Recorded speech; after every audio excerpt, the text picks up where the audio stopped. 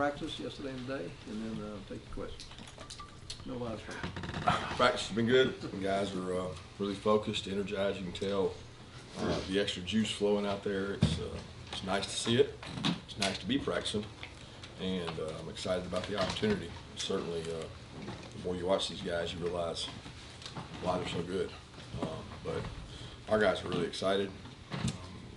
They had two really good practices in the books, and got to be smart about how you practice this time of year.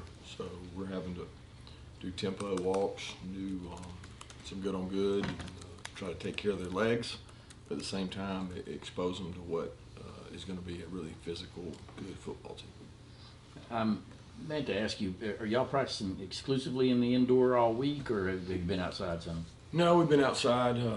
I would say probably 25–30% of the practice, mainly because of the legs. The turf is probably a little harder on your legs, so we get some out, some in, plus space. We just don't have enough space in there, so we do most of it inside. Kirby, you've had a couple sound bites as a head coach, but then over at LSU, they've got probably one of the most well-known characters, I guess, as a coach in college football. And He's got some good ones. well, yeah. I mean, in terms of Coach Orgeron, character like that, and just his overall persona, how good do you think it is for the game, for the SEC, to have a guy like that doing what he does? Oh, it's awesome. I think it's more important when he does with his team than what he says. Obviously, words only go so far. It's your actions and your team's performance, and he certainly spoke loud and clear with that because they played really well in big games. He keeps his team good and loose, and they play to his character. But I think it's great for our conference. I think we got a stellar group of coaches in our conference. Kirby, when you look at what Ed's done and what on offense and what Nick did with Tua, I mean, how hard is it for a defensive guy to kind of go against the way he was brought up and what he's believed in, and to maybe sacrifice a little bit of physicality? I think that's hard. I think, if you can score points like they're doing, that's great. What's bad about that? I mean, I think we all want to do that. So it's not who we are. I mean, we don't have a team built like that. We're not built like those two teams. We're built very differently, and that's not always by nature. I mean, it wasn't like all of a sudden, Alabama's decided they were going to throw the ball all the time. They got a stellar group of wideouts in one gathering. I mean, it was like they all came in at once and they became really good players. Same thing at LSU. They've had good wideouts over the years, but they got a really stellar group at the same time, along with a transfer quarterback that has been impeccable. So I don't know that philosophically both those guys just made huge changes as much as they inherited two really quarterbacks that are unique, that can do some special things, and they've got some special players around them.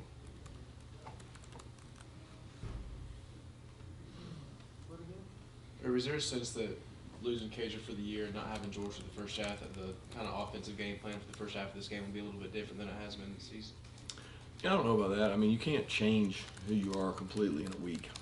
Certainly, we've got different groupings, different packages, different use of guys. We've got a lot of big guys. We've got tight ends, backs, receivers, just not as many as we've normally had. So, but I don't think there's going to be a major wholesale change in a week. Do you think that kind of, increases the importance of a receiving game for Charlie and Eli? I don't know about to say that. I mean, everybody's important, right? So the wideouts that are playing are important, the tight ends that are playing, the backs that are playing. I mean, everybody's important, and it's important to be able to run the ball. I mean, you can't put one thing over another. Number one thing that indicates success is don't turn the ball over, get explosive plays. We've been good at one, and we've been just okay at the other. So. They go 4 and 5 wide so much. How much do they send out tight ends and running backs, or how much is it 3-4 wide receivers, which may alter your personnel? Yeah, they probably do the least personnel groupings in how we play, because they go tempo, so they go fast. They don't change who's in the game. They may change the person, but not the position. So they're in 11 personnel a lot, which is 1 back, 1 tight end, and 3 wides. It may look like 4 or 5 wides because they're all out there and they're all really good receivers, and they're really good skill players. So that's what makes them unique, but it's not necessarily foul. This team is really good for them because they can do all things with the same people. So when you take this grouping and you say, well, this is the empty grouping. Oh, okay, this is the big bulla 12 hitch in the mouth grouping. They do it all with the same grouping. So then you're forced to decide, what do I want to try to take away? And that's tough. So I know last week you kind of touched on how Glenn Schumann has kind of played as big of a part in the defensive play calling as Dan Lanning has. I mean, you kind of elaborate more on the job that he's done being as young as he is, the progressions that he's shown. And like I remember right when he got hired, the picture of him playing with y'all coming right over here from Georgia. I mean, when you first brought him on with you, did you kind of expect him to progress? Oh, he has? Yeah, I fully expected him to. I mean, when I hired him, he was the most probably sure hire I had. You can say, well, wasn't he a risky hire? No, because I'd worked with him for, I don't even know how many years. He could tell you 7 or 8. I mean, he was at Alabama forever. So, I mean, when you have a body of work, it's like having an internship, an employee, a comrade, a comrade. He worked with you. He worked alongside you. So, like, there was not a lot of risk or concern when you hire somebody that's been to work with you as long as he has. So he's done a tremendous job. He provides a lot of energy. He really was a great teacher. He teaches the technique well. He spends more time putting his tapes and his packages together. His players play really hard for him. He's a good recruiter. I mean, he's what you want in a coach. Kirby, with the 20-hour rule and the success of the defense, to have guys like Monty Rice and J.R. doing extra stuff on their own, how important is that for, just having that kind of culture for guys, knowing that can help out everybody? Yeah, it's incredible. I mean, you can't get by in college football 20 hours. It's impossible because, I mean, you can't do it. So they've got to do extra. They got to do things on their own, and the right kind of players do that. I think that's really important in recruiting, that you recruit a guy that holds himself to a standard that's bigger than just, I'm going to give you my work coach, then I'm going to go check out. But it's not just those two. I mean, there's countless guys that are here. Like, everybody keeps telling me that Monty and J.R. I'm like, there's more than them. Those guys are up here nonstop. And our offensive players the same way. They enjoy it. They love football. How difficult is this week as a coach when you've got the game at the end of it, but you're also possibly hearing that your name is connected to school X? Sort of the coaching carousel. As far as like, so you got obviously you got the game to focus on, but potentially you're also hearing your name, not you specifically, but you're hearing assistants and coaches mentioned for these other jobs. I don't know. I mean, I haven't heard anything, so my head's in the sand. I mean, I'm grinding on LSU. I have no idea what you're referencing, so I guess I need to get on and check my phone. I don't know. I really don't know what's going on out there. I think he's more talking about you in the past, where when you were a coordinator, maybe you were mentioned for a head coaching job. You got other coaches that are maybe mentioned. Yeah, from my perspective, it's important that you owe these players who have put you in an opportunity to get that opportunity to give them your all. And for me, it was never about that. I mean, as an assistant, I was never worried about that. Talk to me about that after the season, after everything's done. I want to deal with that, because if I have 1 minute of thought about that, that's not on what are they doing next, what is our next call, what is the next thing we can do, then that's not fair to the players. What is on course? So, Swift's still on course. yeah, I mean, he's been out there doing what we asked him to do. He's practicing. I mean, banged up, man. It's tough, but he's a warrior. He's a fighter, and we're expecting him to be able to go. I mean, he's practicing. How did he injure his left shoulder on that play? Because he landed on his right. Yeah, I think that according to him, we had that same question. It was earlier in the game that he injured. He continued to play. He continued to play with it, and then it just began to hurt more and more and more after that. And that was kind of a culmination of that on that play, where it was like it was bothering him more. But yeah, he's had a banged up shoulder a lot of the year. A lot of our guys. I mean, Brian Herring's had it. We've had a couple players have the similar injury that he has.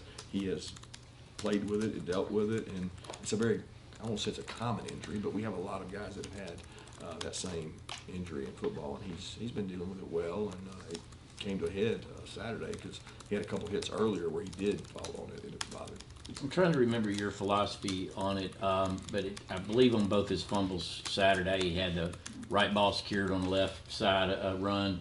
And I know you guys really talk about ball security a lot. If I remember right, maybe Chubb and Sony never changed sides regardless which way they go. What's your philosophy on that? Was he doing what you expected? Yeah, philosophically, we like to have the ball on the outside arm, but there's also dominant arms and dominant hands, and there's also sometimes injuries involved in that. And he's comfortable in his right arm, so that's where he had those.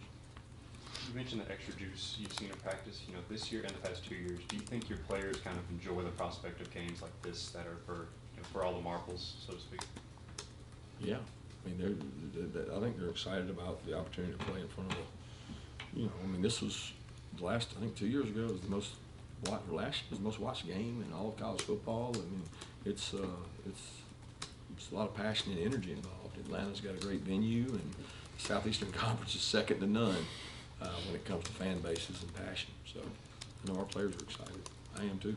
You mentioned yesterday that LSU, their offense, if there's a weak link, they find it. As a coaching staff, one, how important is it, and how much emphasis do you put on the process of doing that yourself? And two, at what point during the week do you kind of get that nailed down? Is it on Sunday, or do you kind of get the feel for it as the week goes on? The finding the other team's weaknesses, finding the areas that you think you can exploit. Does it happen right away? Does it happen throughout putting in the game plan? I mean, they're trying to find our weak links. They don't have a lot of. They got good football players on the field, and they got a good quarterback, and they got a very experienced O-line. So it's not like there's a lot of weak links out there for them. You put the game plan together, and you look at pictures and say, "Ooh, that doesn't look good," and you might move this, change that, tweak people around. And philosophically, you got to feel like, what am I willing to expose myself to risk on? And that's the hardest decision, because ultimately they got good players out there, a lot of spots. Orgeron has referenced Tyler Clark several times watching tape, being a D-line coach, or 52. Can you talk about what kind of a season he's had, and is he realized at the end of this season what you always anticipated for Tyler Clark? Yeah, Tyler's had a good year. He's been really active. I think the way we have played defensively with the havoc and the movement has helped Tyler. He's a good athlete. That's given him ability to make some plays.